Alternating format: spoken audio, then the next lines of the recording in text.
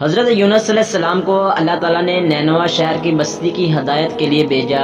نینوا میں آپ علیہ السلام کئی سال تک ان کو تبلیغ کی دعوت دیتے رہے، مگر قوم ایمان نہ لائی تو آپ علیہ السلام نے ان کو عذاب کے آنے کی خبر دی اور تشویش کی طرف جانے کے لیے نکلے۔ حضرت یونس علیہ السلام جب قوم سے ناراض ہو کر چلے گئے تو قوم نے آپ کے پیچھے توبہ کر لی۔ دوسری طرف آپ علیہ السلام اپنے سفر کے دوران دریا کو عبور کرنے کے لیے اسرائیل کے علاقہ یافا میں کشتی میں سوار ہوئے۔ کچھ دور جا کر کشتی بنور میں پھنس گئی۔ اس وقت کے دستور اور رواج کے مطابق یہ خیال کیا جاتا تھا کہ جب کوئی غلام اپنے مالک سے بھاگ کر جا رہا ہو اور کشتی میں سوار ہو تو وہ کشتی اس وقت تک کنارے پر نہیں پہنچتی جب تک اس غلام کو کشتی سے اتار نہ دیں۔ اب کشتی کے بنور میں پھنسنے پر ان لوگوں نے کرہ ڈالا جو حضرت یونس علیہ السلام کے نام نکلا۔ 3 دفعہ کرہ آپ علیہ السلام کے نام ہی نکلا۔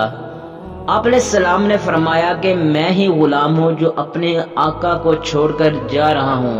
آپ علیہ السلام نے خود ہی دریا میں چھلانگ لگا دی تاکہ دوسرے لوگ کنارے پر پہنچ جائیں۔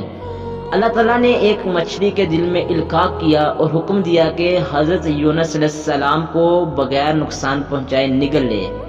اس طرح آپ مچھلی کے پیٹ میں چلے گئے۔ یہ آپ علیہ السلام پر ایک امتحان تھا۔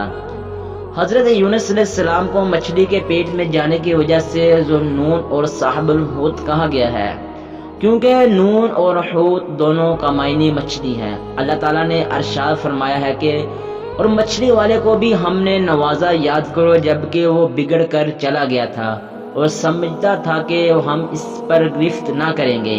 دوسری طرف مچھلی کے پیٹ میں داخل ہونے کے بعد حضرت یونس علیہ السلام نے یہ سمجھا کہ وہ مر چکے ہیں، مگر پاؤں پھیلایا تو آپ علیہ السلام نے اپنے آپ کو زندہ پایا، بارگاہ الہی میں اپنی ندامت کا اظہار کیا اور توبہ استغفار کی، کیونکہ وہ وحی الہی کا انتظار اور اللہ تعالیٰ سے اجازت لیے بغیر اپنی قوم سے ناراض ہو کر نینوا سے نکل آئے تھے۔ پھر مچھلی کے پیٹ میں حضرت یونس علیہ السلام نے اپنی خطا کی معافی مانگی اور دعا پڑھی، لا الہ الا انت سبحانک انی کنت من الظالمین۔ جب اللہ تعالیٰ نے حضرت یونس علیہ السلام کی پرسوز آواز کو سنا اور دعا قبول کی تو مچھلی کو حکم ہوا کہ حضرت یونس علیہ السلام کو جو تیرے پاس ہماری امانت ہے اگل دے۔ چنانچہ مچھلی نے دریا کے کنارے حضرت یونس علیہ السلام کو 40 روز بعد اگل دیا۔ وہ ایسی ویران جگہ تھی جہاں نہ کوئی درخت تھا نہ سبزہ، بالکل صاف میدان تھا، جبکہ حضرت یونس علیہ السلام بے حد کمزور و نحیف ہو چکے تھے۔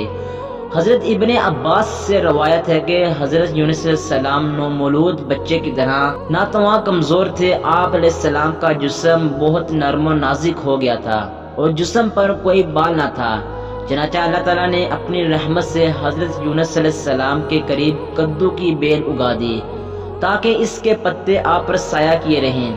اس طرح اللہ تعالیٰ کے حکم سے ایک جنگلی بکری صبح شام آپ علیہ السلام کو دودھ پلا کر واپس چلی جاتی تھی۔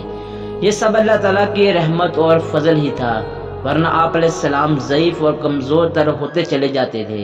امید کرتا ہوں دوستو آپ کو یہ میری ویڈیو اچھی لگی ہوگی۔ اگر ویڈیو اچھی لگی ہو تو کمنٹس کر کے لازمی بتانا۔ ملتے ہیں نیکسٹ ویڈیو میں، تب تک کے لیے اللہ حافظ۔